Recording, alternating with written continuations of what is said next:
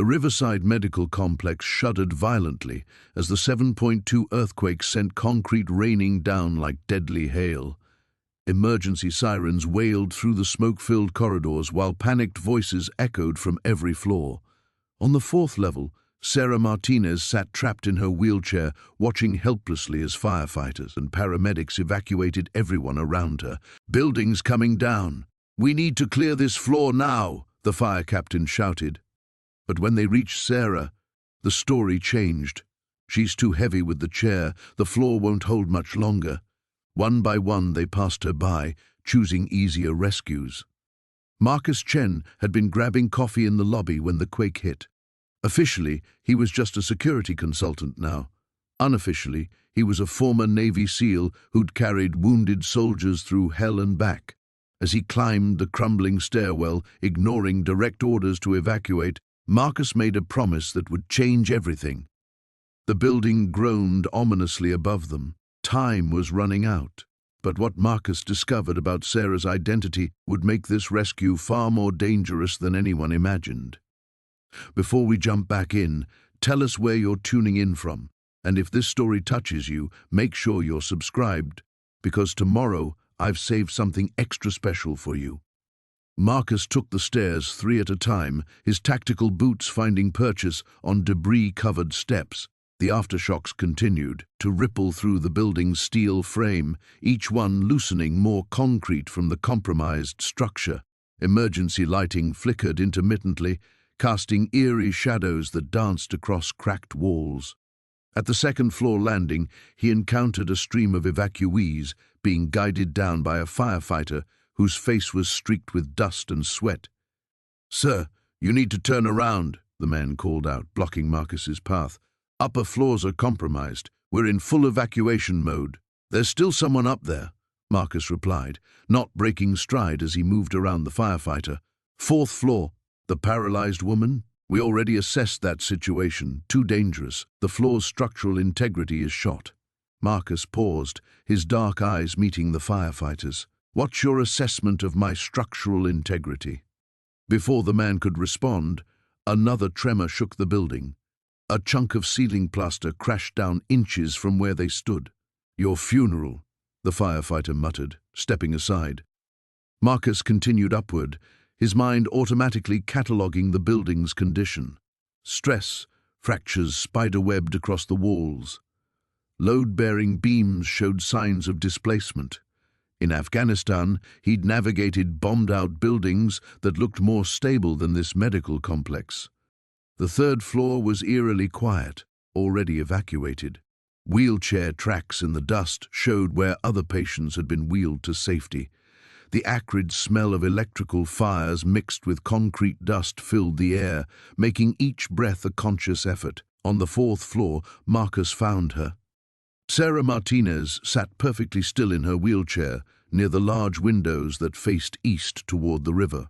Her long dark hair was dusted with debris, but her posture remained composed, almost regal despite the chaos around her. She wore hospital scrubs and had been clutching a manila folder to her chest. "I figured they'd send someone eventually," she said without turning around. Her voice carried a slight accent and unexpected calmness. "Though I expected someone in uniform. I'm not official rescue," Marcus admitted, approaching carefully. The floor beneath his feet felt spongy, unstable. "Marcus Chen. I was downstairs when this started." Sarah turned her wheelchair to face him, and Marcus felt a jolt of recognition. Her face was familiar from somewhere, though he couldn't immediately place it. High cheekbones, intelligent brown eyes, and something else. A wariness that spoke of someone accustomed to being in dangerous situations. "Sarah Martinez," she replied. "And before you ask, yes, I understand the risks of staying here, but I have my reasons." Another aftershock hit, stronger this time. The lights went out completely, leaving only the grey daylight filtering through the smoke outside. Somewhere above them, Marcus heard the distinct sound of metal stress failure, a high-pitched whining that meant structural collapse was imminent. "Whatever your reasons, they're about to become irrelevant," Marcus said, moving closer. "We need to leave, now." Sarah's grip tightened on the folder. "You don't understand. There are people who can't afford for me to disappear in this chaos. This building wasn't supposed to collapse. The retrofitting was completed just 6 months ago. Marcus processed this information quickly. His years in special operations had taught him to recognize when a simple rescue was actually something much more complicated. The way Sarah spoke suggested she knew more about this disaster than just being an unlucky victim. "We can discuss building codes after we're out of here," he said, moving behind her wheelchair. The rubber handles were dusty but solid. "The elevators are down and I can't exactly walk out," Sarah pointed out. Marcus had already considered this. "No, but I can carry you." The building shuddered again, more violently. Through the windows, Marcus could see emergency vehicles gathering in the street below, their lights creating a kaleidoscope of red and blue against the smoke. Time was up. The screaming had stopped 20 minutes ago, and somehow that was worse than the chaos that came before. Marcus pressed his ear against the twisted metal door frame of the 7th-floor stairwell, straining to hear any sign of life beyond the rubble. Dust motes danced in the emergency lighting, and every few seconds the building would groan like a dying animal. "Sir, you need to evacuate now." The young firefighter's voice cracked with exhaustion. Marcus had watched him pull 3 bodies from the wreckage already, each one weighing heavier on the kid's shoulders. "This section is compromised. Battalion chief's orders." Marcus didn't move. Through the gap in the collapsed ceiling, he could make out the corner of apartment 7C. Elena Vasquez lived there. Had lived there for 6 years, ever since the car accident that put her in the wheelchair. He'd helped her move in, carrying boxes up these same stairs that were now a twisted maze of concrete and rebar. "How compromised?" Marcus asked, running his fingers along a stress fracture in the wall. His old team leader used to say that every structure told a story if you knew how to read it. This one was screaming that they had maybe an hour before the entire eastern wall came down. The whole floors pancaked except for one pocket near the west corner. Even if someone survived the initial collapse, there's no safe way to reach them. The firefighter wiped soot from his face, leaving clean streaks on his blackened skin. "I'm sorry, but we can't risk more lives for..." "For what? A crippled woman?" Marcus's voice carried an edge that made the younger man step back. "That what you were going to say? That's not... I didn't mean..." Marcus was already moving, testing his weight on a beam that jutted out over the collapse. It held. Barely. Elena fought off 3 armed intruders 2 years ago with nothing but her wheelchair and a baseball bat. She volunteers at the homeless shelter every Tuesday, teaches kids to read at the library on weekends. Each fact was punctuated by another careful step deeper into the danger zone. So tell me again how she's not worth the risk. The building shuddered, and somewhere above them glass shattered against concrete. Marcus froze, every muscle tensed, waiting to see if this was the moment everything came down. The tremor passed, but he could feel the structure's death throes in his bones. "Marcus Chen, right?" The firefighter had pulled out his radio but wasn't using it yet. "They said you were some kind of war hero. They said wrong." Marcus tested another beam, feeling it flex but hold under his weight. Heroes don't leave people behind. That wasn't entirely true, and they both knew it. Marcus had left plenty of people behind over the years, some by choice, some by necessity, all of them carved into his memory like scar tissue. But Elena was different. Elena was here, now, in a place where his training actually meant something beyond the hollow thank yous and uncomfortable silences at VA hospitals. Through the debris, he could see the outline of her apartment door, hanging at an impossible angle but somehow still intact. If she was alive, if the collapse had created a void space around her reinforced bathroom like he hoped, then she was running out of time fast. The dust in the air was thick enough to choke on, and every minute brought fresh sounds of structural failure from somewhere in the building's wounded skeleton. "You go in there, you're on your own," the firefighter said, but he was already backing toward the stairwell. "I can't authorize a rescue, and I can't help you." "Don't want your help." Marcus pulled a tactical flashlight from his belt and clicked it on, cutting through the gloom ahead. "Just need you to mark this floor as clear when you leave. Buy me some time before they bring in the heavy equipment. How much time? Marcus studied the path ahead. 20 feet of twisted metal and unstable concrete, with death waiting in every shadow. In Fallujah, he'd crawled through worse to reach a wounded Marine. The building had been rigged with explosives and taking sniper fire, but somehow this felt more dangerous. There, he'd had a team watching his back and rules of engagement that made sense. Here, he was gambling his life against physics and time, with nothing but stubbornness as backup. "Give me 30 minutes, he said, already knowing it wouldn't be enough. "If I'm not out by then, seal the floor and move on." The firefighter nodded grimly and disappeared into the stairwell, leaving Marcus alone with the dying building and whatever remained of Elena Vasquez. He took a deep breath, tasting dust and desperation, and began his descent into the mouth of the collapse. Somewhere in the darkness ahead, a woman was waiting to be saved or to die. Marcus intended to make sure it was the former, even if it killed them both. The stairwell reeked of concrete dust and something Marcus didn't want to identify. His flashlight beam cut through the haze, revealing twisted rebar jutting from cracked walls like broken bones. Each step upward sent small cascades of debris raining down from above. He'd made it to the 3rd floor when the building groaned, a deep, guttural sound that seemed to come from its very foundation. Marcus froze, pressing himself against the wall as the structure settled. Somewhere in the darkness above, a woman's voice called out again, weaker now. "I'm coming!" he shouted back, though he wasn't sure she could hear him over the building's constant creaking. Behind him, through the broken windows, he could hear Captain Rodriguez's voice echoing from a bullhorn. "Chen, stand down and evacuate immediately." Marcus clicked off his radio and kept climbing. The 4th floor landing was a maze of fallen ceiling tiles and exposed electrical wiring. Water dripped steadily from a burst pipe somewhere overhead, creating a slick, treacherous surface. His boots squelched through puddles mixed with plaster and glass. The woman's apartment was 4B, according to the tenant list Rodriguez had shown him. Marcus worked his way down the hallway, checking door numbers with his flashlight. Most of the doors hung askew on broken hinges. Some apartments gaped open, their contents spilled into the corridor. "Hello?"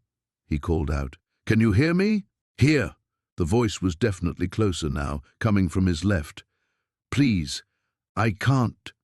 Marcus found 4B at the end of the hall. The door frame had buckled, trapping the door partially open. He wedged his shoulder against it and pushed, metal scraping against concrete as it gave way just enough for him to slip through. The apartment was a disaster zone. The ceiling had partially collapsed, creating a slope of debris that buried most of the living room furniture. But it was the bedroom doorway that made Marcus's chest tighten. A massive concrete beam had fallen diagonally across the entrance, leaving only a narrow gap at the bottom. "I'm in here," came the voice from beyond the beam. "I can't move. I can't feel my legs." Marcus dropped to his belly and aimed his flashlight through the gap. In the pale lead glow, he could see a woman trapped beneath what looked like part of a dresser and chunks of ceiling. Only her head and one arm were visible. "My name's Marcus," he called to her. "What's yours?" Sarah Kim." Her voice was steady despite everything, though he could hear the underlying terror. I think my back is broken. I can't feel anything below my waist." Marcus studied the beam blocking his path. It had to weigh several tons, and the way it rested against the door frame suggested it was helping to support what remained of the ceiling above. Moving it could bring the whole section down, but leaving her wasn't an option. He pulled out his phone and checked for service. No signal. The building's infrastructure was completely shot. His tactical radio crackled with static when he tried to reach the command post.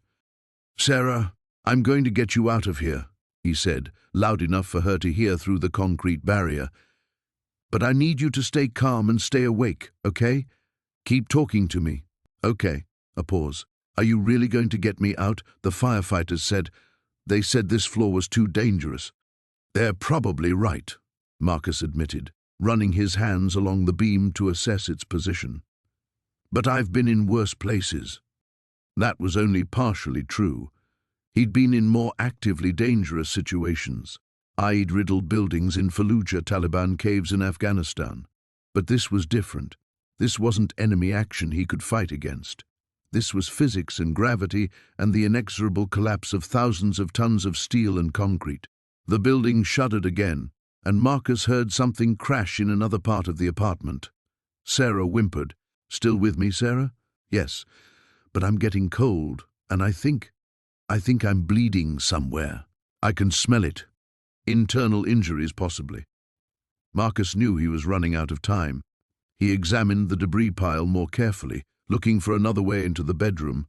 The exterior wall had a large crack running floor to ceiling, but it looked load-bearing, too risky. That left the beam. Marcus pulled a small crowbar from his emergency kit and wedged it into the gap where the beam met the doorframe. Not to lift the massive concrete slab, that was impossible, but to create leverage, to shift its position just enough to widen the opening. The building groaned ominously as he applied pressure. Dust rained down from above. "What's happening?" Sarah called out. "Just some renovations," Marcus replied, grunting as he threw his full weight against the crowbar. "Nothing to worry about." The beam shifted slightly. The gap widened by perhaps 6 inches. It would have to be enough.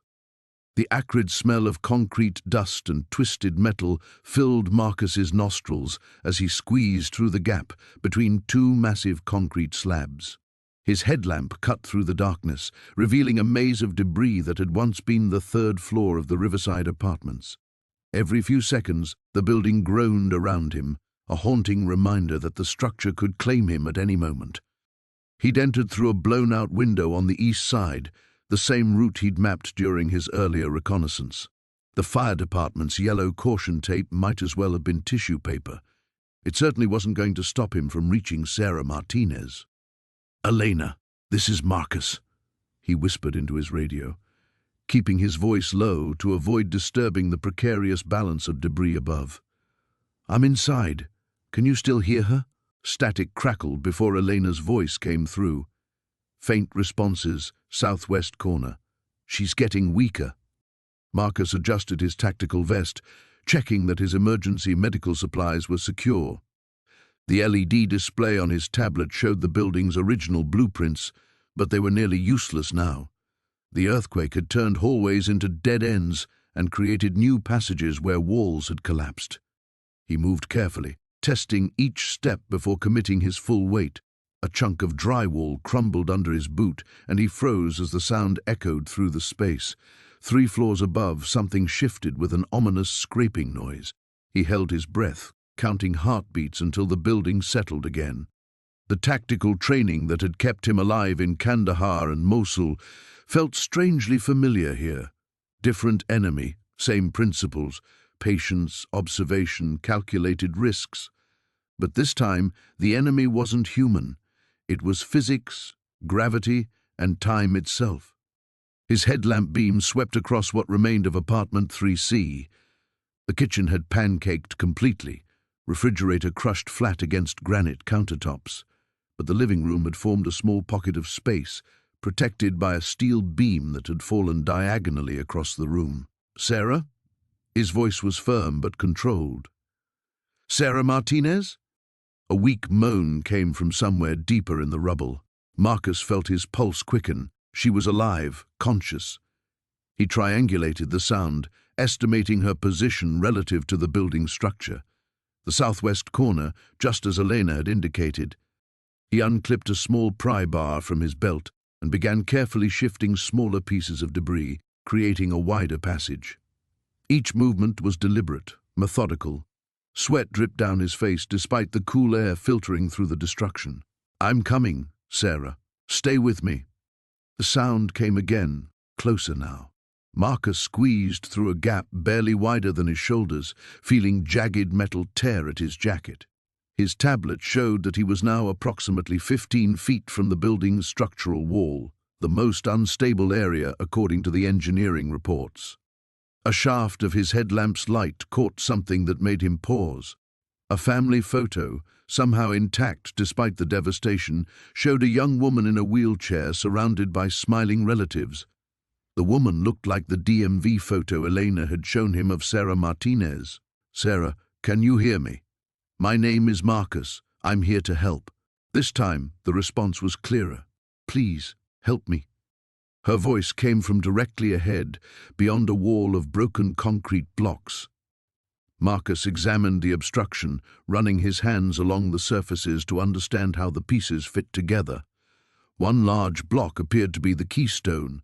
Remove it, and the others might shift enough to create an opening. But removing it wrong could trigger a cascade that would crush them both.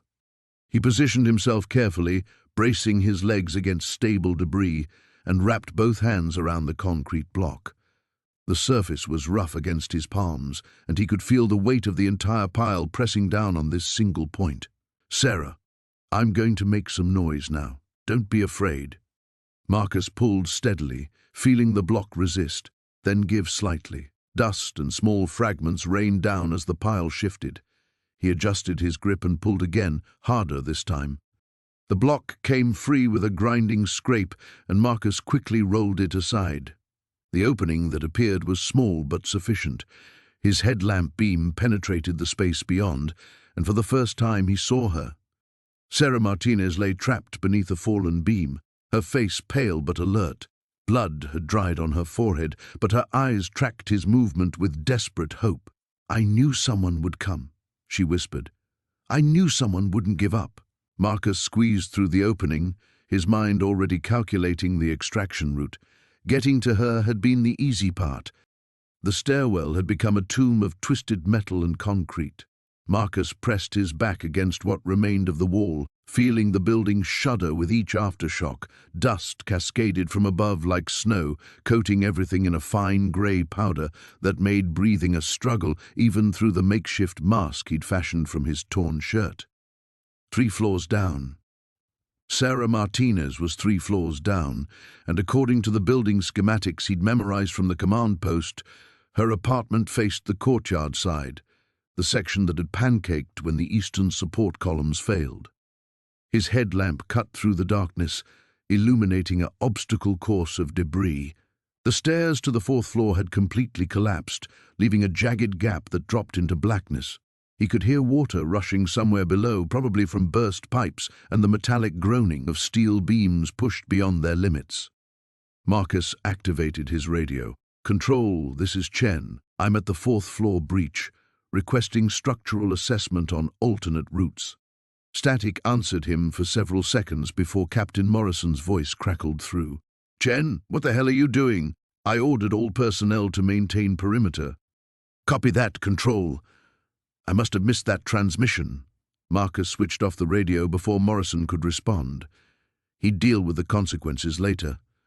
Right now, Sarah Martinez had maybe an hour before the building's continued settling crushed whatever pocket of space was keeping her alive. He studied the gap. The elevator shaft was visible through the torn wall, its cables hanging like dead snakes. Dangerous, but potentially his only way down. Marcus tested the edge of the broken floor with his boot. Concrete crumbled away, tumbling into the void below. The building lurched suddenly, a grinding vibration that ran through the structure like a death rattle. Marcus threw himself against the wall as a section of ceiling crashed down where he'd been standing moments before. When the movement stopped, he found himself staring at newly opened space, a diagonal tear in the floor that revealed a slice of the apartment below. He could see a kitchen, the refrigerator on its side, cabinets hanging open like broken teeth, and beyond that, a glimpse of a hallway that might lead toward Sarah's unit. Marcus pulled the climbing rope from his pack, 40 feet of dynamic line, rated for rescue operations.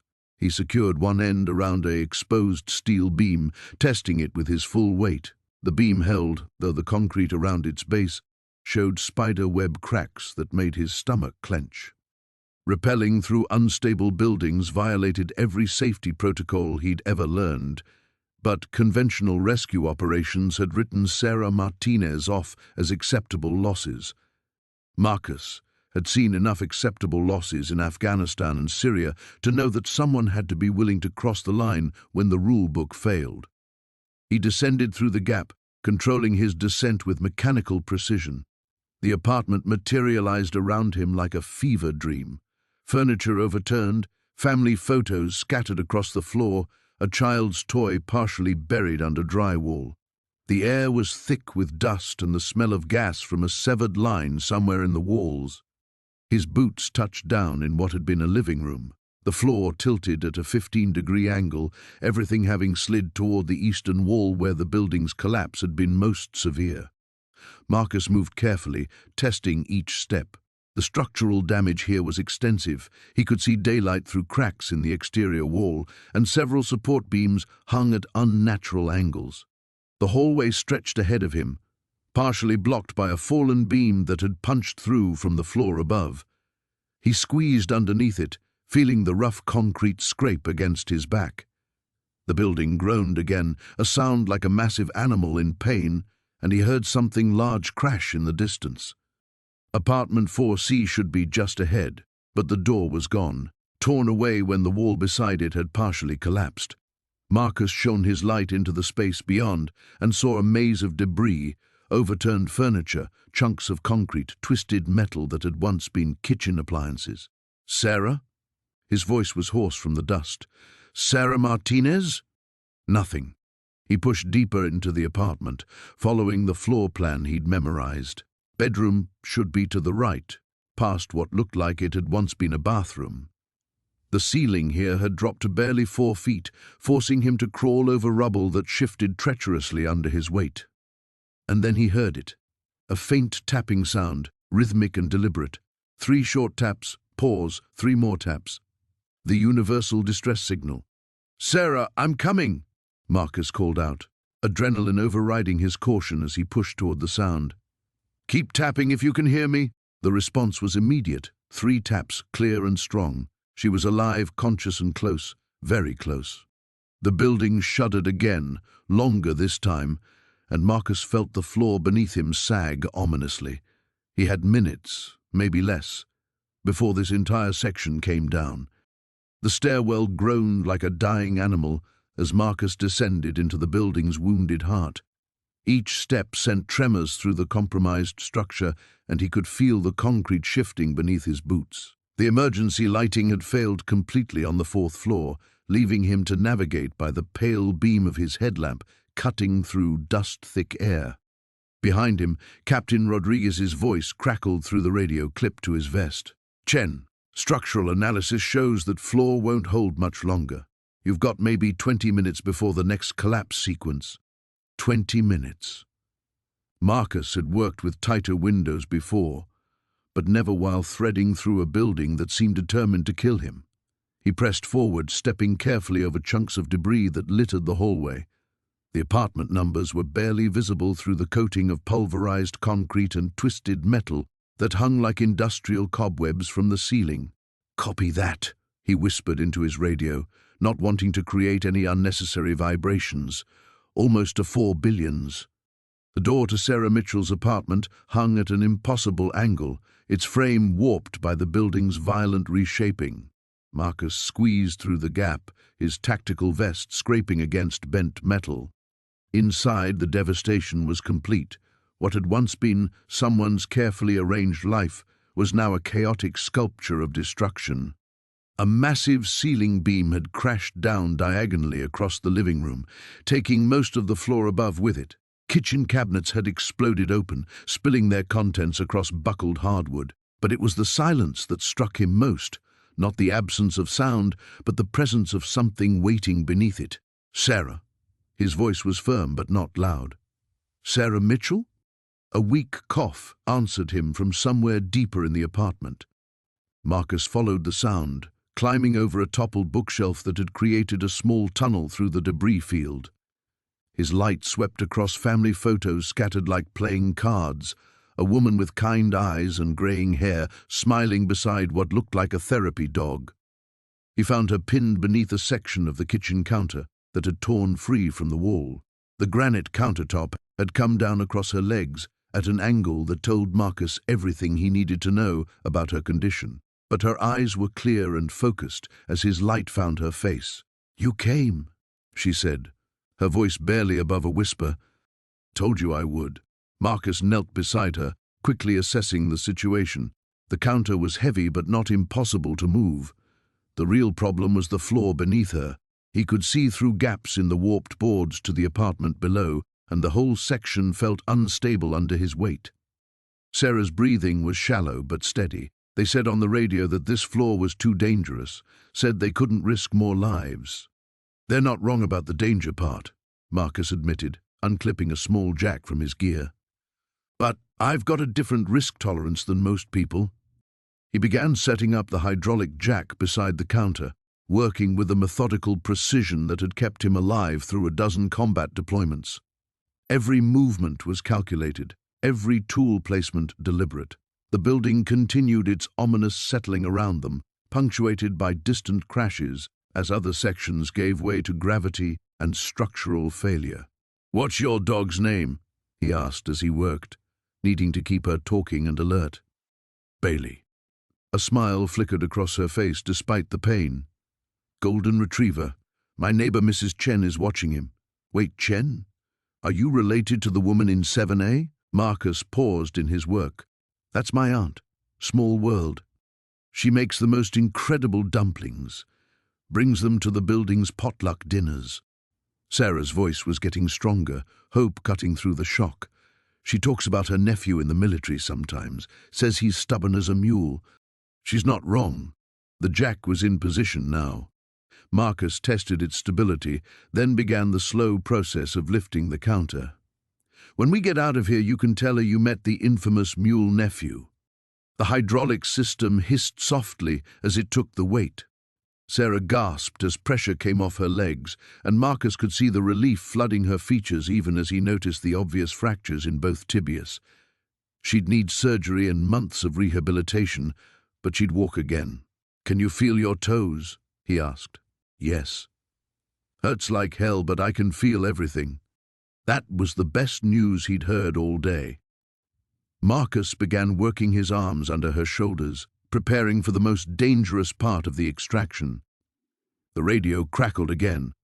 Rodriguez warning him about accelerating structural failure, about seismic aftershocks that could bring down what was left of the building.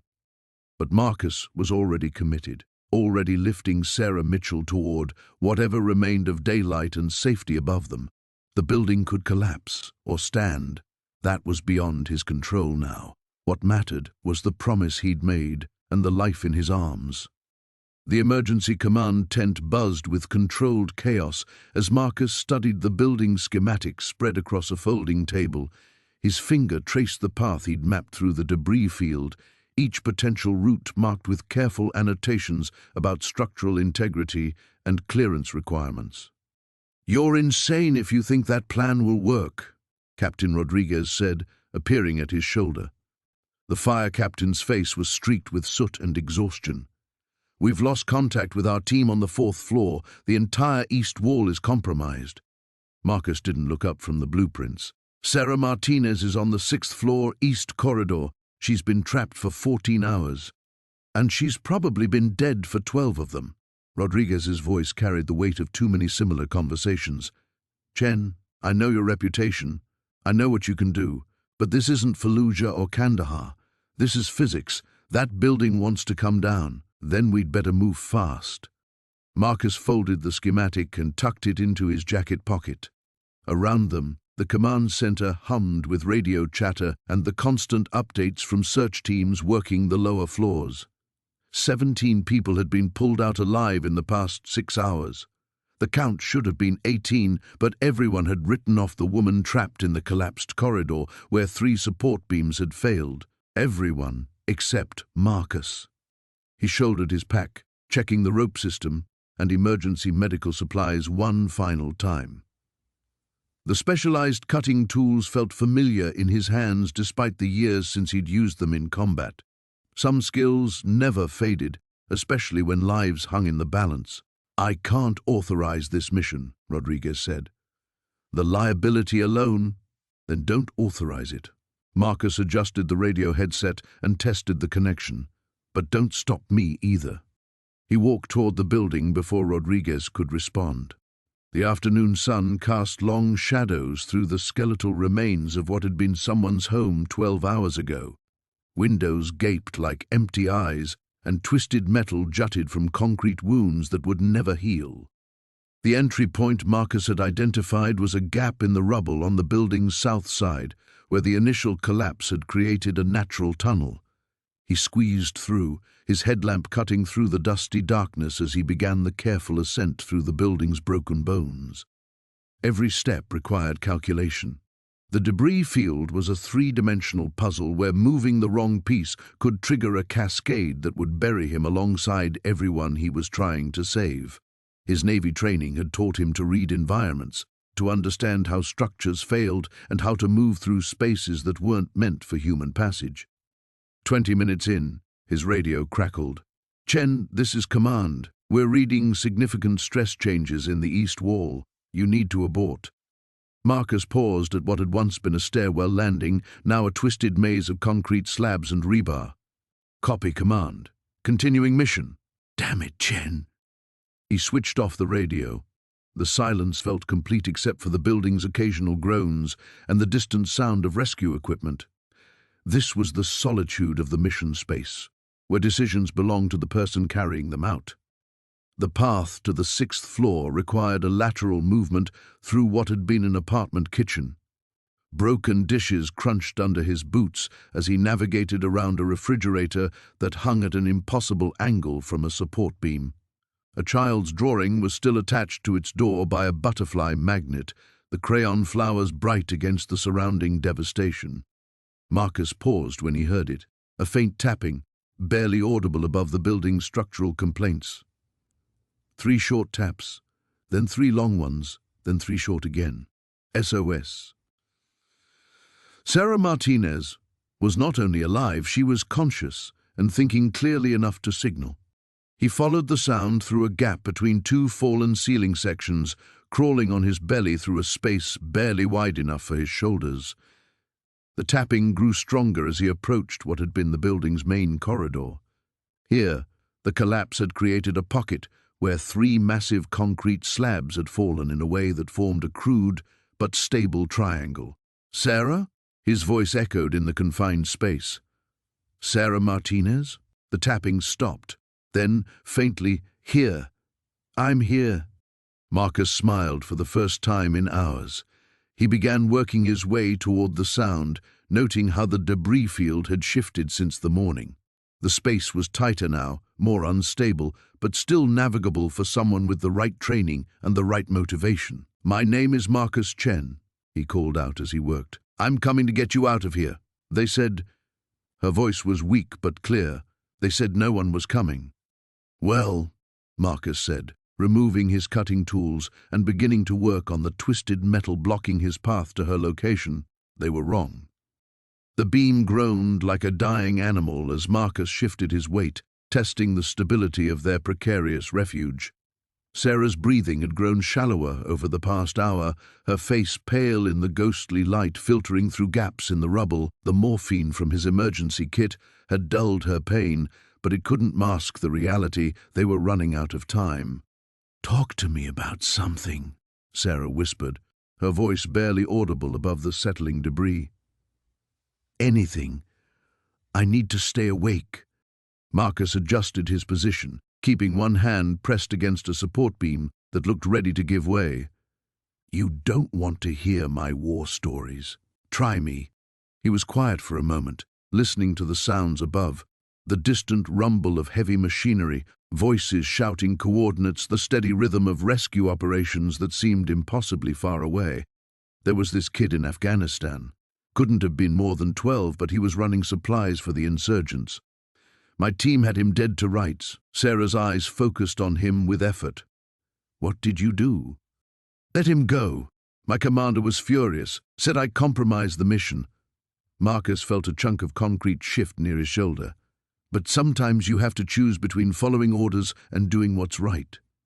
A violent tremor shook the building, and Sarah cried out as debris rained down around them. Marcus threw himself over her, feeling sharp fragments pepper his back through his torn jacket. When the shaking stopped, he realized their situation had grown worse. The gap they'd crawled through was now completely blocked. "Marcus?" Sarah's voice carried a new edge of fear.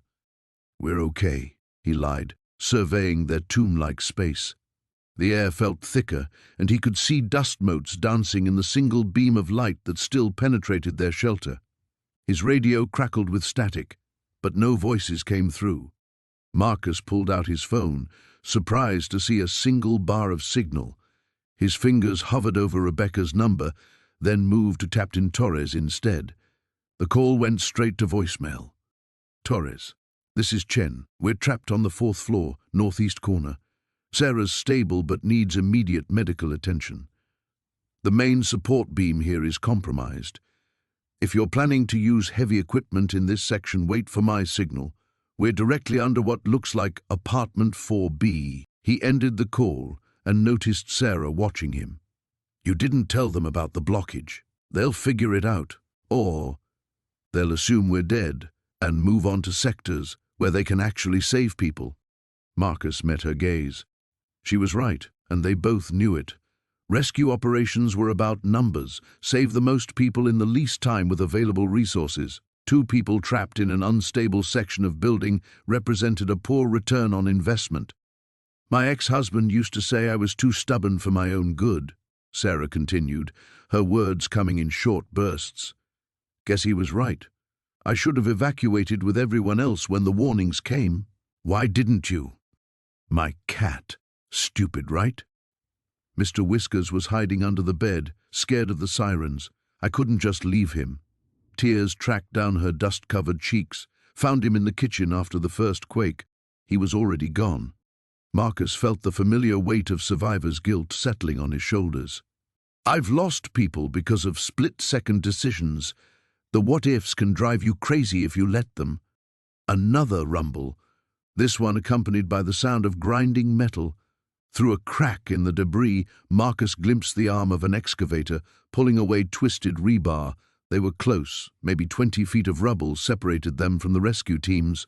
"They're right there," he said, reaching for a piece of rebar to bang against the concrete. "Wait." Sarah grabbed his wrist with surprising strength. "Listen."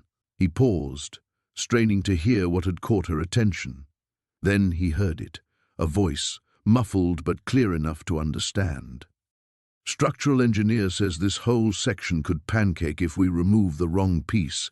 We need to mark it off and move to the west wing. What about Chen and the woman?" "Command's call, but we can't risk bringing down half the building for 2 people who might already be dead." Marcus felt Sarah's grip tighten on his wrist. In the distance, he could hear the excavator's engine changing pitch as it moved away from their section. The light filtering through their shelter dimmed as equipment and personnel repositioned, leaving them in near darkness. Marcus pulled out his tactical flashlight, its narrow beam revealing the tight confines of what might become their tomb.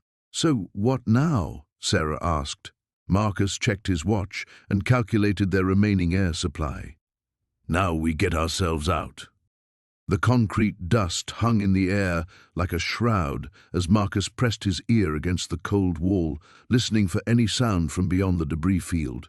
3 hours had passed since the aftershock, and the silence from Elena's direction gnawed at him worse than the throbbing in his ribs. "Chen, you need to see this."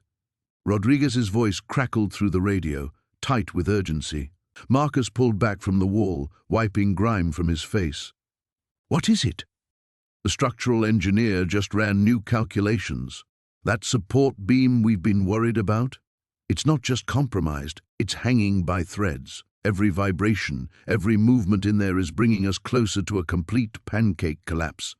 The words hit Marcus like a physical blow. He'd seen pancake collapses before, buildings folding in on themselves floor by floor until nothing remained but a compressed tomb of steel and concrete. If that happened, Elena wouldn't just be trapped, she'd be pulverized. "How long do we have?" Marcus asked, already knowing he wouldn't like the answer.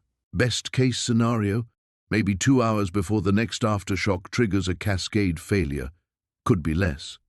Marcus closed his eyes. his mind racing through possibilities. 2 hours to traverse a maze of unstable debris, reach Elena, and somehow extract a paralyzed woman through a gauntlet that was actively trying to kill them both. The old Marcus, the one who'd operated in impossible conditions across 3 combat deployments, began calculating angles and contingencies. "There's something else," Rodriguez continued, his voice dropping. "Fire departments pulling back to a safe perimeter. Captain's orders. They're not willing to risk any more personnel. What about the others? The survivors we already found? They're working on extraction routes for the ones in the accessible areas. But the 4th floor," Rodriguez paused. "They're writing it off, Marcus. I'm sorry." Marcus felt something cold settle in his chest. Writing it off. Military speak for acceptable losses, for the greater good, for all the rational calculations that reduced human lives to numbers on a ledger. He'd heard it before, had even made those calls himself when lives hung in the balance. But this time felt different. This time, Elena's face wouldn't leave his mind. "Copy that," Marcus said into the radio, then switched it off. He pulled his tactical flashlight from his belt and swept it across the debris field ahead. The path he'd been following had narrowed considerably since the aftershock. What had been a crawl space was now barely wide enough for his shoulders. Rebar jutted from broken concrete like metallic thorns, and every surface was slick with dust and moisture from burst pipes. Marcus began moving forward again, this time with deliberate urgency.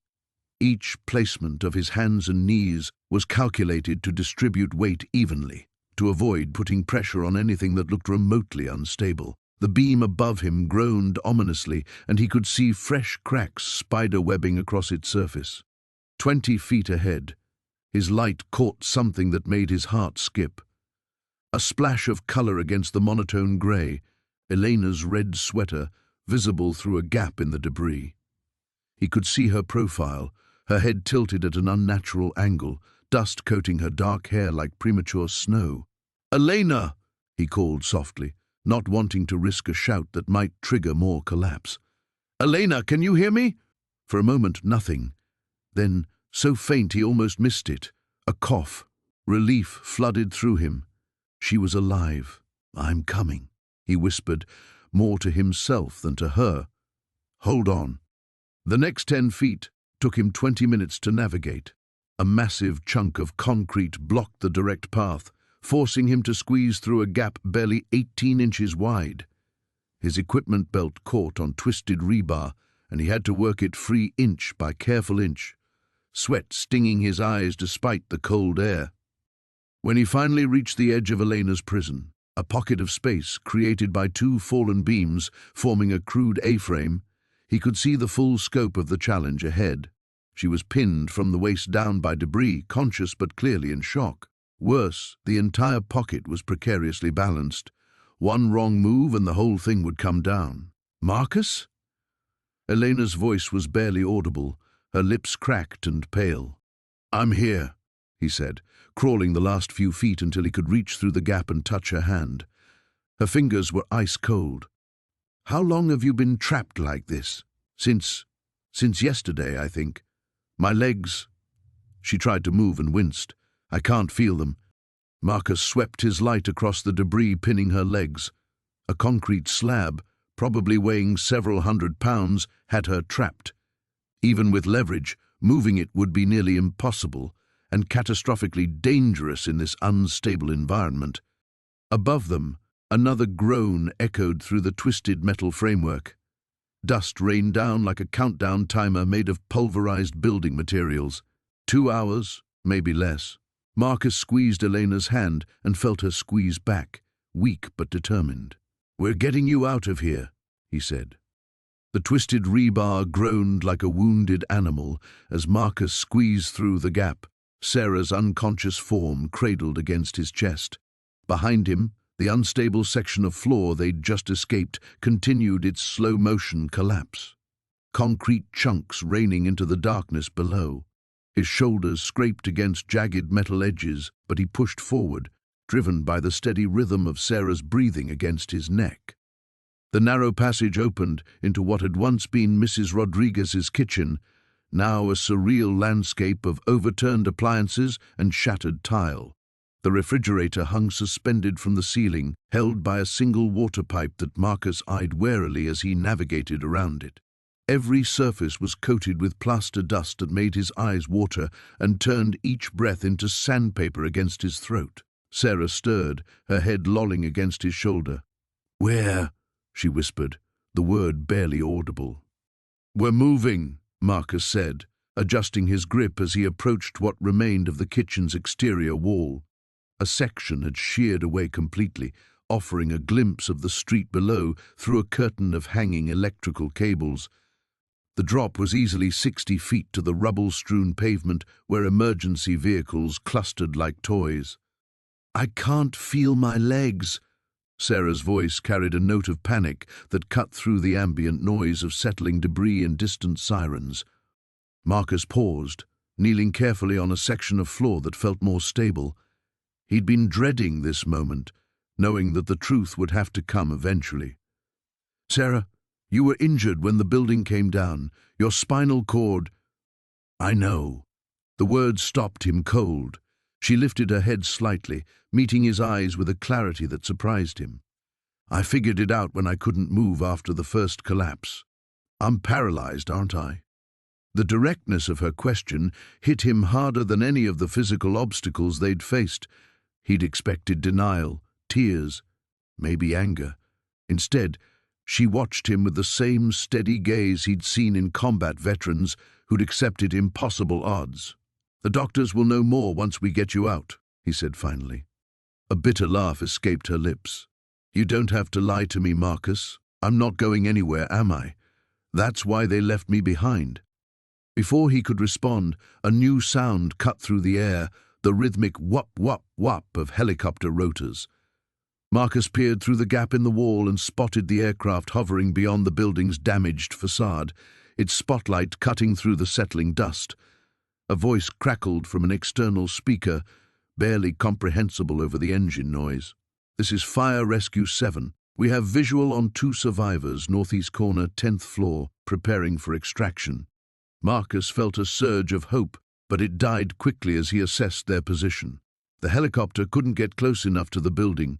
Too many unstable elements, too much debris that could damage the rotors, and the floor beneath them shuddered ominously with each downdraft from the aircraft. "They can't reach us here," Sarah observed, reading his expression. "We go to them." Marcus stood, scanning the wreckage for another route. Through the haze, he could make out the building's central stairwell, or what remained of it. The concrete steps had partially collapsed, creating a treacherous slope of broken masonry, but it still led upward toward the roof. "Marcus!" Sarah's hand found his arm, her grip surprisingly strong. "Leave me here. Get yourself to safety." He looked down at her, this woman who'd faced her worst nightmare with more courage than seasoned soldiers he'd known. The idea of abandoning her wasn't even worth considering. "Not happening," he said, lifting her again. "We started this together, we finish it together." The journey to the stairwell required crossing 15 feet of floor that sagged noticeably under their combined weight. Marcus moved in careful steps, testing each section before committing his full weight. Halfway across, a support beam above them let out a sharp crack, and a shower of concrete dust rained down on their heads. "The whole floor's going to go," Sarah said, her voice tight with controlled fear. "Not if we move fast enough." Marcus quickened his pace, reaching the stairwell just as another section of ceiling crashed down where they'd been standing moments before. The stairs presented their own challenge. Many of the steps had crumbled away entirely, leaving gaps that would require careful navigation. But looking up through the skeletal remains of the upper floors, Marcus could see open sky and the promise of rescue. The helicopter's spotlight found them again as they began their ascent, the beam tracking their progress up the damaged staircase. Each step was a calculated risk, each handhold a potential failure point. But with Sarah's arms wrapped around his neck and the sound of rescue growing louder above them, Marcus climbed toward salvation, refusing to consider any outcome other than getting them both out alive. The aftershock hit without warning, a violent tremor that sent dust cascading from the ceiling like snow. Marcus pressed himself against Elena as the building groaned around them, metal screaming against concrete. For 15 seconds that felt like eternity, the world shook with primal fury. When stillness returned, Marcus lifted his head. The beam they'd carefully maneuvered around had shifted another foot closer to the floor. Their escape route had narrowed to barely 2 feet of clearance. "We need to move. Now." Marcus helped Elena sit up, checking her makeshift leg braces. The aluminum splints he'd fashioned from debris were holding, but her face was pale with exhaustion. Elena nodded, though her hands trembled as she gripped the improvised crutch he'd made from a broken table leg. The woman in 11 billions, Mrs. Patterson. She was calling for help earlier. Marcus had heard it too, the faint cries from the apartment across the hall. But that was over an hour ago. Now there was only silence. "Elena, we can't." "She has grandchildren." Elena's voice was steady despite her obvious pain. "I've seen the pictures. 6-year-old twins." Marcus closed his eyes briefly. Every minute they delayed increased their own risk exponentially. The building's structural integrity was failing by degrees, each aftershock bringing them closer to total collapse. Standard protocol was clear: save who you can save, when you can save them. But Elena was looking at him with those dark eyes that had already seen too much loss today, and he knew she wouldn't leave without trying. 5 minutes, he said. "If we can't reach her in 5 minutes, we go." They made their way across the rubble-strewn hallway, Elena managing a halting but determined pace on her improvised crutches. The door to 11B hung askew on twisted hinges, revealing a chaos of overturned furniture and collapsed drywall. "Mrs. Patterson?" Elena called out. A weak voice answered from somewhere deep in the wreckage. "Here, I'm here." Marcus squeezed through the doorway first, his flashlight cutting through the gloom. The apartment's interior wall had partially collapsed, creating a maze of broken studs and insulation. Following the voice, he crawled through a gap between a fallen bookshelf and an overturned refrigerator. He found her pinned beneath a heavy wooden dresser, conscious but trapped from the waist down. Mrs. Patterson was probably 70, with silver hair and fierce blue eyes that reminded him of his own grandmother. "I knew someone would come," she whispered. "I just knew it." Marcus assessed the situation quickly. The dresser was solid oak, probably 200 pounds, but it was the only thing keeping a section of ceiling from crushing the woman entirely. Moving it would be like pulling the keystone from an arch. "Elena," he called back, "I need you to stay in the hallway. If this goes wrong, I'm not leaving." Of course she wasn't. Marcus had known her for less than 6 hours, but he was already learning that Elena Vasquez didn't abandon people. It was both her greatest strength and, potentially, her fatal flaw. Working quickly, Marcus used a broken floor lamp as a lever, wedging it against the dresser while he searched for something to prop up the sagging ceiling. A chrome kitchen chair, bent but intact, would have to do. "Mrs. Patterson, when I lift this dresser, you need to pull yourself toward my voice. Can you do that?" The elderly woman nodded weakly. Marcus positioned himself and heaved upward on the makeshift lever. The dresser rose 6 inches, and Mrs. Patterson began dragging herself forward with surprising determination. But the ceiling above groaned ominously, dust raining down in thick streams. The chrome chair buckled. "Move!" Marcus lunged forward, grabbing Mrs. Patterson under her arms and hauling her backward just as the ceiling crashed down where she'd been trapped seconds before. The impact sent debris flying, and somewhere in the apartment, glass shattered. They lay gasping in the hallway, Mrs. Patterson crying quietly with relief. Marcus could see blood seeping through her pants where her legs had been crushed, but she was alive and mobile. "Can you walk?" he asked. "I think so. Yes." Another tremor shook the building, smaller than the last, but still enough to rattle loose debris from the walls.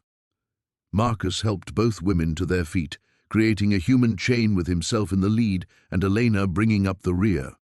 The journey to the stairwell felt like crossing a minefield.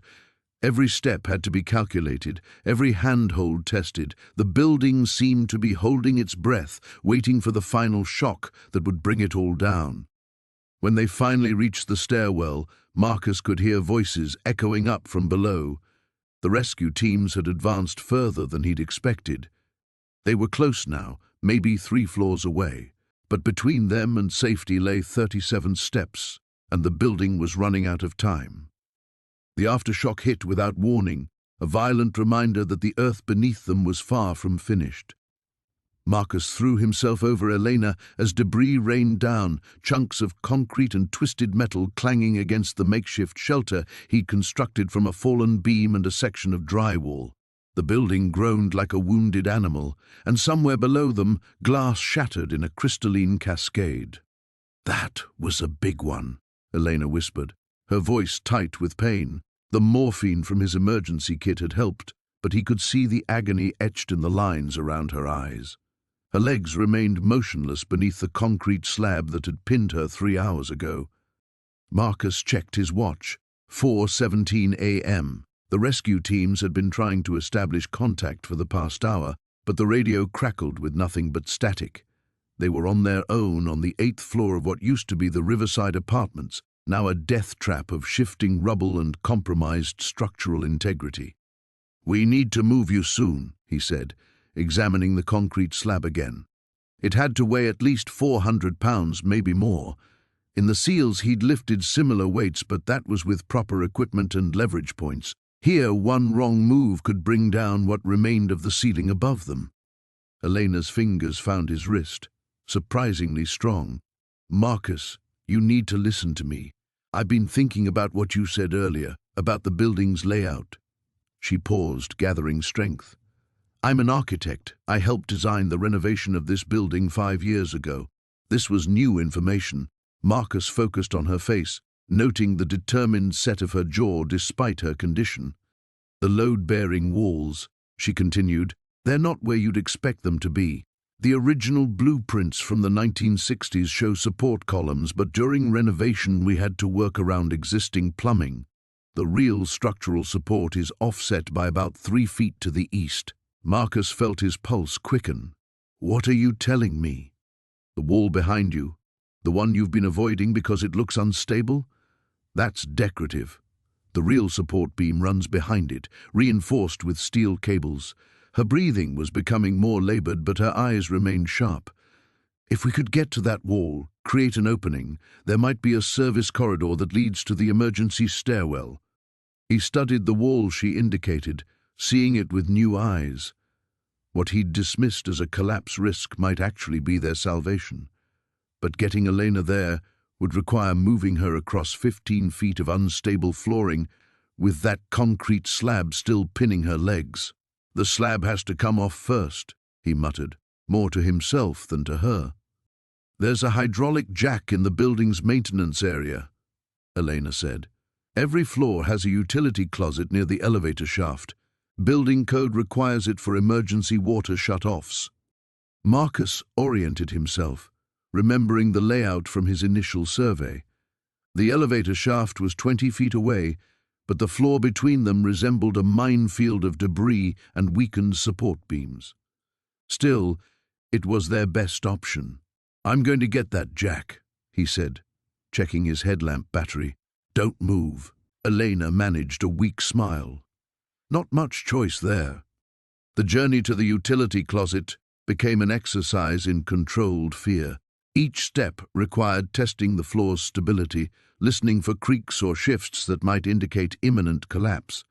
His military training kicked in, muscle memory guiding his movements as he navigated around fallen furniture and exposed electrical wires that sparked intermittently. The utility closet door hung askew on one hinge, but inside, exactly where Elena had predicted, sat a compact hydraulic jack alongside other emergency equipment. Marcus grabbed it along with a crowbar and several wooden shims that could serve as stabilizers. The return trip seemed to take forever.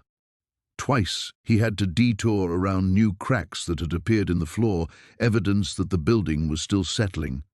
Through a gap in the exterior wall, he could see emergency lights in the distance, and hear the distant rumble of heavy machinery. The rescue teams were working, but they were still floors away from reaching this level. Back at Elena's side, Marcus positioned the jack carefully, using chunks of concrete as a base platform. "This is going to hurt," he warned her. "Everything hurts," she replied, but her attempt at humor couldn't mask the fear in her voice. The jack's lever required significant force to operate, and with each pump, Marcus watched Elena's face for signs of additional trauma. The concrete slab shifted slightly, then more, and suddenly Elena gasped as blood flow returned to her compressed legs. "Can you feel anything?" he asked. Elena was quiet for a long moment, concentrating. "Pins and needles. That's actually good, right?" Marcus allowed himself a moment of hope. "That's very good." Now came the hard part, getting her to that hidden corridor before the building decided to finish what the earthquake had started. The silence stretched between them like a chasm. Marcus watched Sarah's chest rise and fall, each breath a small victory against the crushing weight of their situation. The makeshift splint on her leg held, but he could see the pale cast to her skin that spoke of blood loss and shock. "Talk to me," he said, adjusting his position beside her. The concrete beneath them groaned ominously, a reminder that their refuge was temporary at best. "About what?" Sarah's voice was barely above a whisper. "Anything. Your work, your family, something to keep you focused." She managed a weak smile. "I'm a pediatric nurse at Children's Hospital. Night shift, usually. That's why I was sleeping when—" She gestured weakly at the devastation around them. Marcus nodded, filing away the information. Medical training meant she understood her situation better than most. That could be an advantage or a liability. "Kids must love you. Some days. Other days they throw pudding at me." A genuine laugh escaped her, followed immediately by a wince of pain. "Sorry. Hurts to laugh. Don't apologize for being human." Marcus checked his watch. They'd been trapped for 6 hours now. His water was running low, and Sarah needed fluids more than he did. Here, small sips. As she drank, Marcus's radio crackled to life. "Chen, this is Command. What's your status?" He grabbed the radio, keeping his voice low. "2 survivors located. Female, approximately 30, paralyzed from the waist down, possible internal injuries. We're in a pocket on the northwest side, but it's not stable." "Copy that. We're having structural issues with the entire building. The engineers are recommending immediate evacuation of all personnel." Marcus felt Sarah's eyes on him as he processed the information. "How immediate?" 20 minutes, maybe less. "The building's settling faster than anticipated. I need more time." "Chen, that's not—" "I said I need more time." Marcus's voice carried the authority of a man who'd given orders under fire. "Send down the rescue basket and winch system. I can get her out, but I need the equipment." A pause. "The basket won't fit through the debris field. You'd have to bring her up manually." Marcus looked at the twisted metal and concrete blocking their path. Even if he could carry Sarah, which seemed impossible given her injuries, the route was treacherous. One wrong step, and they'd both fall into the deeper recesses of the collapsed structure. "Then we improvise." "Marcus," Sarah's hand found his arm. "You should go. I heard what they said. Not happening. I'm slowing you down. I can't feel my legs. I can barely stay conscious, and you're going to get yourself killed trying to save me." Marcus met her gaze steadily. "I've carried wounded soldiers through worse terrain than this. Trust me, that's different. They were soldiers. They signed up for—" "Nobody signs up to die." Marcus began fashioning a harness from his rope and tactical gear. "And nobody gets left behind on my watch." Sarah watched him work, her expression cycling between hope and resignation. "Why are you doing this? You don't even know me." Marcus paused in his knot tying. The question hung in the air like dust motes in the dim light filtering down from above. Why was he risking everything for a stranger? The easy answer was duty, training, the code he'd lived by for 20 years in the military. But there was something else, something deeper. "I had a sister," he said finally. Car accident when she was 28. Drunk driver hit her head-on. She was trapped for hours before the fire department could get her out. He tested the strength of his improvised harness. She died alone, scared, probably thinking nobody was coming for her. Sarah's expression softened. "I'm sorry. I wasn't there when it happened, deployed overseas, fighting someone else's war." Marcus shouldered his pack and began securing the harness around Sarah's torso. "I can't save her, but I can save you." The radio crackled again. "Chen, we're detecting fresh movement in the structure. You need to evacuate now." 10 minutes, Marcus responded, lifting Sarah carefully. She was lighter than he'd expected, but dead weight was always challenging.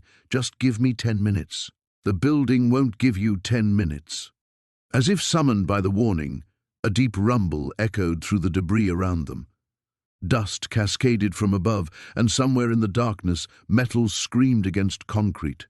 The pocket that had sheltered them shuddered. Marcus adjusted his grip on Sarah and looked up at the narrow path he'd mapped out earlier. 50 feet of unstable debris separated them from the rescue teams above. 50 feet that might as well have been 50 miles. "Ready?" he asked. Sarah nodded, though her face was pale with pain and fear. "Ready?" Marcus took his first step onto the treacherous slope of broken concrete and twisted rebar, Sarah's life quite literally in his hands. The sound of concrete grinding against steel echoed through the darkness as Marcus carefully maneuvered around another fallen beam. Elena's breathing had grown shallower over the past hour, her grip on his hand weakening with each passing minute. He'd managed to get her foreline flowing again with the saline bag from his emergency kit, but her pulse felt thready beneath his fingers. "Stay with me, Elena," he whispered, adjusting the makeshift stretcher he'd cobbled together from debris and emergency rope. "We're almost there." Above them, voices carried through the wreckage. Rescue teams had finally breached the outer wall of the building. Marcus activated his radio, keeping his voice low to avoid disturbing the precarious structure around them. "Command, this is Chen. I have the survivor. We're approximately 30 feet from your position, but there's a problem." Captain Rodriguez's voice crackled back immediately. "What's your status, Marcus?" Marcus studied the obstacle ahead, a massive section of collapsed floor that had created a bottleneck barely wide enough for one person. The space was so tight he'd have to remove Elena from the stretcher and carry her through manually, but her spinal injuries made any movement potentially catastrophic. "I need a medical opinion up here. Now." Within minutes, Dr. Sarah Kim's voice joined the radio channel. She'd been part of the trauma team standing by outside, and Marcus had worked with her during previous rescue operations. "Marcus, what are you seeing?" He described Elena's condition in clinical detail, the loss of sensation below her waist, the signs of internal bleeding, her deteriorating vital signs. When he finished, silence stretched across the channel. "Marcus," Dr. Kim's voice was carefully controlled. "Even if you get her out, the likelihood of survival." "I didn't ask for survival rates. Doc, I need to know how to move her through a space 18 inches wide without severing her spinal cord." Another pause. Then Dr. Kim began walking him through the procedure step by step. Marcus listened intently, his eyes never leaving Elena's pale face. She'd lost consciousness again, but her chest still rose and fell with stubborn regularity. He began the delicate process of preparing Elena for transport through the narrow gap. Using strips torn from his own shirt, he created additional stabilization around her neck and torso. Every movement had to be calculated, precise. One wrong shift could paralyze her completely if she survived at all. "Talk to me about your exit route." Captain Rodriguez's voice cut through Marcus's concentration.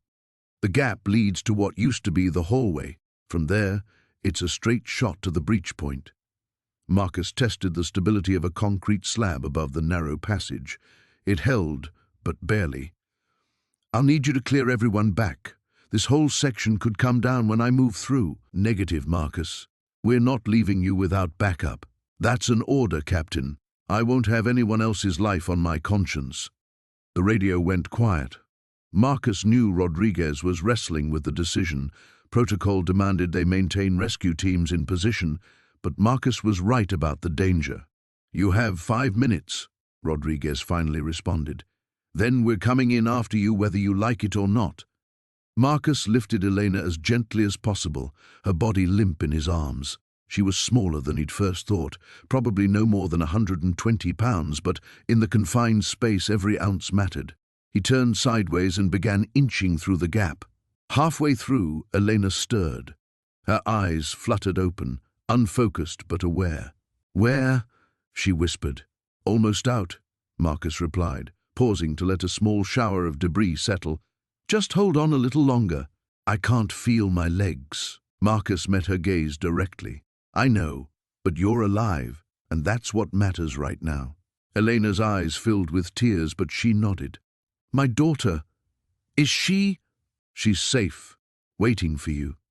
The lie came easily. Marcus had no idea about Elena's family situation, but she needed hope more than truth right now.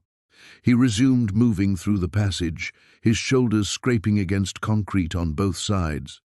Behind them, the building groaned ominously. Dust rained down as the structure continued its slow-motion collapse. Marcus could hear the rescue teams shouting somewhere ahead, their voices growing closer. Finally, his feet touched more stable ground. The passage opened into what remained of the hallway, and through a gaping hole in the exterior wall, Marcus could see daylight and the silhouettes of emergency responders. "Command, I'm through. Bringing her out now."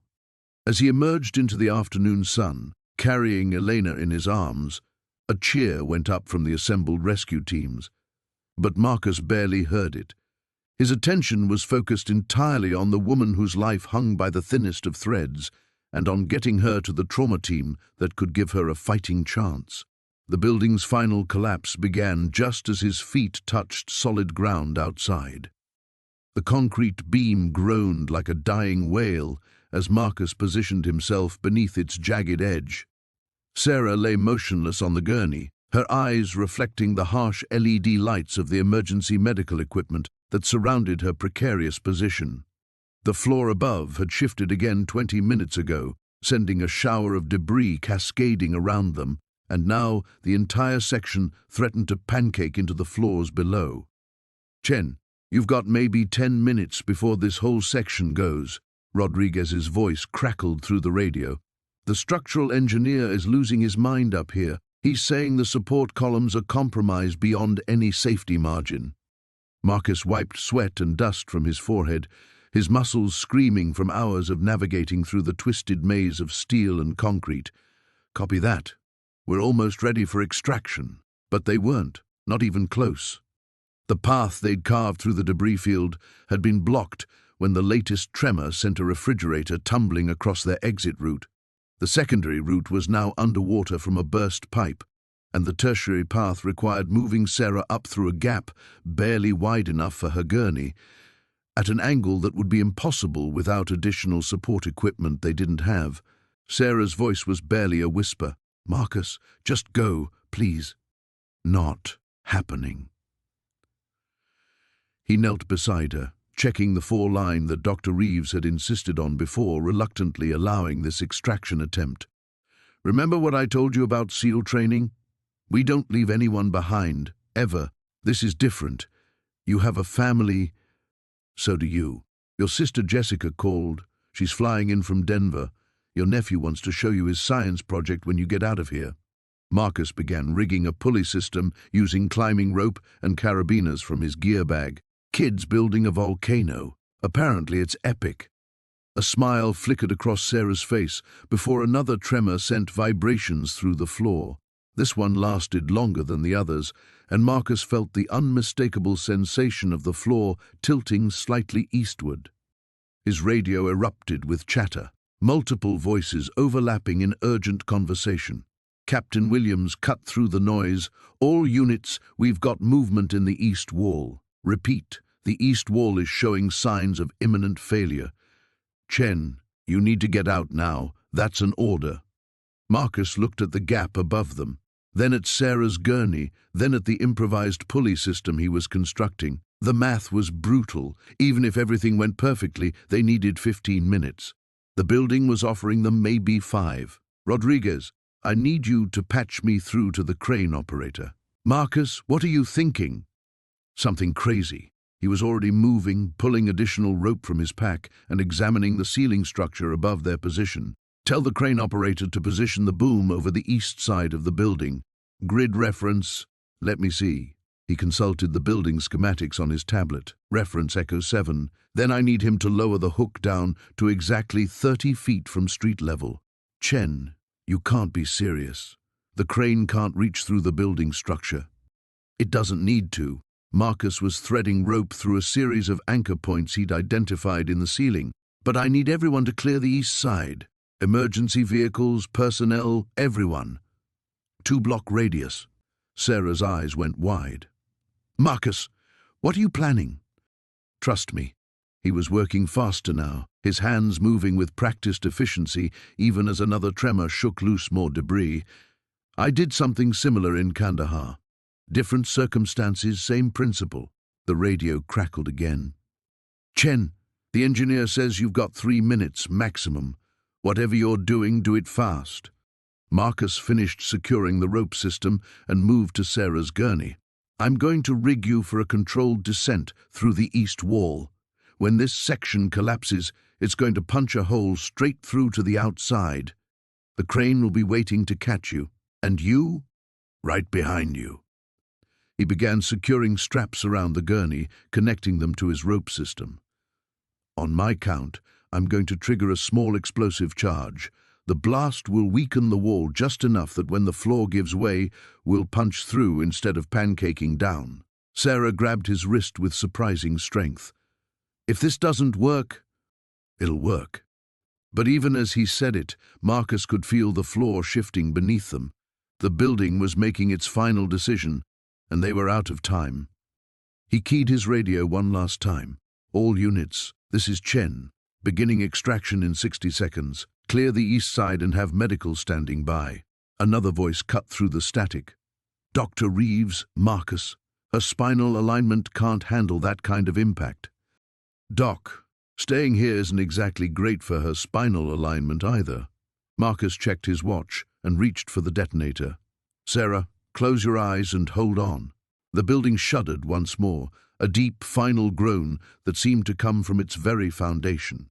The building groaned like a dying beast as Marcus lowered himself through the jagged opening in the floor, Sarah strapped securely to his back in the makeshift harness. Every muscle in his body screamed from exhaustion, but he forced himself to move with calculated precision. Below them, the darkness yawned like an open mouth. "Talk to me, Sarah," he whispered, feeling for the next handhold. The rope Kowalski had secured above creaked ominously with their combined weight. "Still here," she replied, her voice tight with pain but steady. "My arms are getting weaker, though." Marcus knew what that meant. The spinal injury was progressing, the swelling in her spine likely increasing as shock set in. They were running out of time on multiple fronts. His boots found purchase on a twisted beam, and he paused to reassess their route. The original stairwell had completely collapsed, leaving only this treacherous path through the building's skeleton. Each step had to be perfect. One wrong move would send them both plummeting 4 stories into the rubble-filled basement. Above them, another aftershock rumbled through the structure. Dust cascaded down like snow, and Marcus pressed himself against the nearest wall, shielding Sarah as best he could. A chunk of concrete the size of a microwave crashed past them, missing by inches. "Jesus," Sarah breathed. "He's got better things to do right now," Marcus muttered, already moving again. "We're on our own." The next section required a lateral traverse across what had once been someone's living room. A couch hung precariously from the far wall, held up by a single support beam that looked ready to snap. Family photos scattered across the tilted floor showed smiling faces that Marcus tried not to think about too hard. "There," Sarah said suddenly, her head turned toward the exterior wall. "Is that daylight?" Marcus followed her gaze and felt his heart skip. A massive fissure had opened in the building's facade, creating an irregular window to the outside. Beyond it, he could see the red and blue flashing lights of emergency vehicles and the controlled chaos of the rescue operation. But between them and freedom lay 20 feet of unstable flooring that sagged at a 45-degree angle. "Can you hold on tight?" he asked Sarah. "Do I have a choice?" Marcus smiled grimly and began the descent. The floor creaked and shifted with each step, sending small avalanches of debris toward the gaping hole in the building's side. Halfway across, his foot punched through a weakened section, and for a terrifying moment he dangled by his fingertips, while Sarah's weight threatened to pull them both into the void. "I've got you," Sarah whispered, somehow managing to grab a protruding piece of rebar with one hand, while maintaining her grip on the harness with the other. "Go!" The simple act of trust, a paralyzed woman literally holding his life in her hands, gave Marcus the surge of strength he needed. He hauled himself up and continued moving, his respect for Sarah growing with every passing second. They were 10 feet from the opening when the building shuddered again, more violently this time. The couch finally gave up its precarious perch and crashed down behind them, taking half the wall with it. The floor beneath their feet tilted further, becoming more slide than walkway. "Move! Move!" Marcus shouted, abandoning stealth for speed. He half ran, half slid toward the fissure as the entire section began to collapse. Behind them, the apartment was folding in on itself like a house of cards. Sarah's breathing came in sharp gasps as they were jostled and bounced, but she never let go, never complained. The opening rushed toward them, and for a moment Marcus thought they might overshoot it entirely, tumbling past their only exit into the debris field below. Instead, his shoulder slammed into the jagged edge of the break, and he managed to grab hold with both hands just as the floor gave way completely. They dangled in space, suspended between the collapsing building and a 3-story drop to the street. Marcus could hear voices shouting below, rescue workers who had spotted them. But the edge of the fissure was cutting into his palms, and Sarah's added weight made it impossible to climb up or swing to safety. "Can you reach the rope?" Sarah asked, and Marcus looked up to see the lifeline Kowalski had thrown still hanging just out of reach. "Not without letting go," he admitted. "Then let me." Before he could protest, Sarah had released her grip on the harness and was reaching upward with her one functioning arm. Her fingertips brushed the rope once, twice. On the third attempt, her hand closed around it with desperate strength. "Got it," she said, wrapping the line around her wrist. "Now we climb together." The steel beam groaned overhead as Marcus pulled Elena's stretcher through the narrow gap between 2 collapsed concrete slabs. Each breath burned in his lungs, the air thick with dust and smoke from the electrical fire that had started 3 floors below. Behind them, the sound of grinding metal meant their escape route was closing. "Marcus, my legs," Elena whispered, her voice barely audible over the building's death throes. "I can't feel anything." "Don't worry about that right now," he said, though his own assessment was grim. The chunk of debris that had crushed her lower spine when the floor gave way had done serious damage, but she was breathing, conscious, and that was enough for him to keep moving. "We're getting out of here." His radio crackled with Captain Rodriguez's voice. "Chen, what's your status? The south wall is compromising. We've got maybe 10 minutes before this whole section comes down." Marcus keyed his mic while navigating around a twisted piece of rebar. "Still mobile. 3rd corridor, heading for the emergency stairwell." "Negative on that route. Stairwell Alpha collapsed 5 minutes ago. You need to get to the north side. Use the maintenance ladder to drop down to 12. Marcus stopped, his headlamp cutting through the darkness ahead. The path Rodriguez described meant backtracking through the worst of the damage, past the gas leak he detected earlier, but the alternative was staying put and hoping the building decided to stop falling apart. Elena's hand found his arm. "You should leave me." "Not happening." He resumed pulling the stretcher, his muscles screaming from the effort. "I've carried heavier packs through worse terrain. This isn't training, Marcus. You could die because of me." He paused at what used to be a doorway, now a jagged opening barely wide enough for the stretcher. "Elena, I need you to listen to me. 16 years ago, I left people behind in Fallujah. Good people. I told myself it was tactical, that saving the many was worth sacrificing the few. He maneuvered her through the gap, careful not to jar her spine. I was wrong then, and I'm not making that mistake again. The building shuddered, and somewhere below them, another section collapsed with a thunderous roar. Dust rained from the ceiling, and Marcus's headlamp flickered as debris struck his helmet. They reached the maintenance access, but the ladder was gone, torn away when the floor had buckled. In its place was a 12-foot drop to the floor below, which was tilted at a 30-degree angle and covered in broken glass. "Chen, you've got maybe 6 minutes." Rodriguez's voice was tight with urgency. "The engineers are reading stress fractures in the main supports." Marcus studied the drop, calculating angles and impact points. The stretcher wouldn't survive it, and Elena's spine couldn't handle the shock even if it did. He needed another way. There, Elena pointed weakly at a section of collapsed ceiling that formed a makeshift ramp. "If you could get me down there." Marcus saw it immediately. The angle was steep but manageable, and the debris formed natural handholds.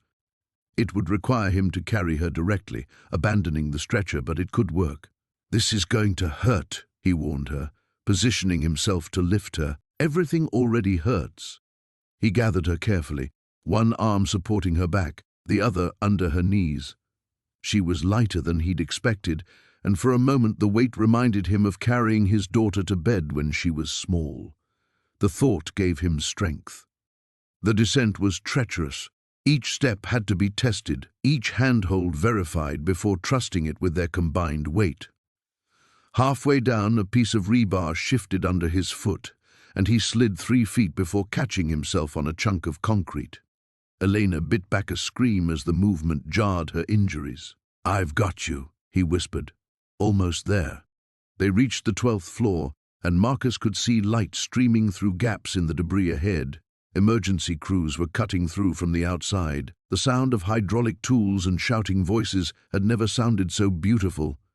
But the building had other plans. A deep rumble started somewhere in its core, and Marcus felt the floor begin to tilt further. Cracks spread across the walls like lightning, and chunks of concrete began falling around them. He ran, carrying Elena toward the light, toward the voices. Behind them, the section they'd just escaped collapsed entirely. Ahead, he could see hands reaching through a hole in the debris, Rodriguez's voice calling their names. "Here!" Marcus shouted. "We're here!" Hands grabbed Elena first, pulling her through the opening to safety. As Marcus squeezed through behind her, the building gave its final shudder. The 17th floor, where they'd spent the last hour fighting for their lives, ceased to exist. He emerged into blinding sunlight and the chaos of the rescue operation, Elena already being loaded into an ambulance. The ambulance doors slammed shut with Elena inside, her face pale but breathing steady behind the oxygen mask. Marcus watched the red taillights disappear into the chaos of emergency vehicles and wondered if his legs might finally give out. 48 hours without real sleep, running on adrenaline and stubbornness, had pushed even his seal-conditioned body past its limits. "Chen." Captain Rodriguez appeared beside him, her voice carrying the weight of command but softened by something else. "Respect, maybe. The structural engineers want to talk." Marcus forced himself to focus as they approached a cluster of hard hats surrounding a tablet displaying building schematics. The lead engineer, a woman with dust-caked safety glasses, looked up grimly. "The 7th floor collapsed completely an hour ago," she said without preamble. "If you'd been in there." "But we weren't." Marcus's voice came out rougher than intended. "Elena's alive because we went in when we did." The engineer nodded slowly. "The foundation damage is extensive. We're looking at a controlled demolition within the week. This building's done."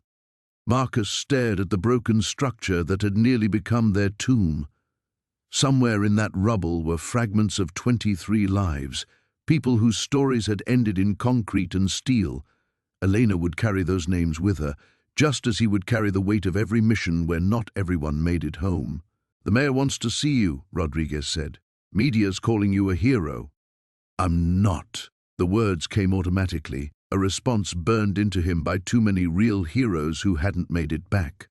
I just didn't leave someone behind. Rodriguez studied his face.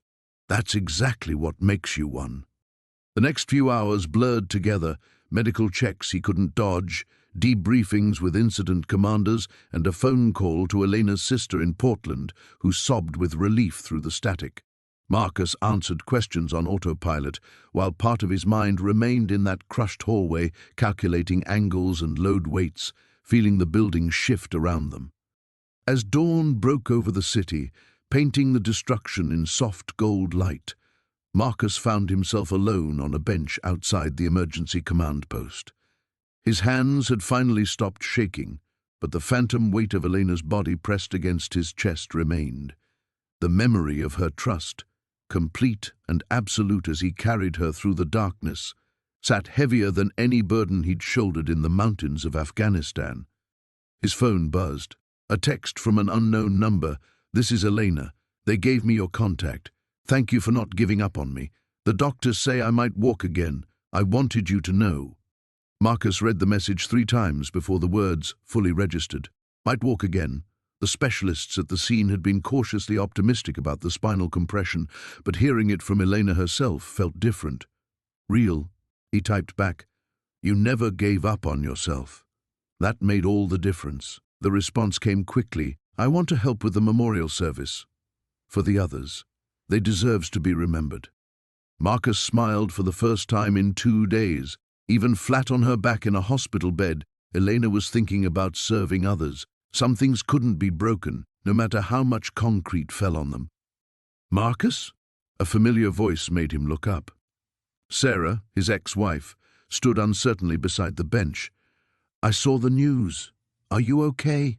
He studied her face, the worry lines that had deepened during their marriage, the careful distance in her posture. "I'm fine." "No, you're not." She sat beside him without invitation. "You never were after you came back. But maybe this is different?" Marcus considered the question. The old restlessness that had driven him into danger for its own sake felt quieter now. Elena's fierce determination to live had reminded him that survival wasn't enough. You had to find something worth surviving for. "Maybe," he said finally. They sat in comfortable silence as the sun climbed higher, warming the autumn air. Around them, the massive rescue operation was winding down. But the real work, rebuilding, healing, remembering, was just beginning. His phone buzzed again. Another message from Elena. "The physical therapist says I'm stubborn. I told her I learned from the best." This time Marcus laughed out loud, earning a curious look from Sarah. He showed her the message. "She sounds remarkable," Sarah said. "She is." Marcus pocketed the phone and stood, his legs steady beneath him. "I should go see her. Make sure she's giving those doctors hell." "Marcus." Sarah caught his arm gently. "I'm proud of you, for going back in, for bringing her home." He squeezed her hand briefly, a closure neither of them had known they needed, and walked toward his truck. Behind him, the broken building stood like a monument to fragility and strength intertwined. Ahead lay a hospital room where a woman who refused to quit was probably already planning her next battle. Marcus had spent years learning to leave things behind. Now it was time to learn how to stay.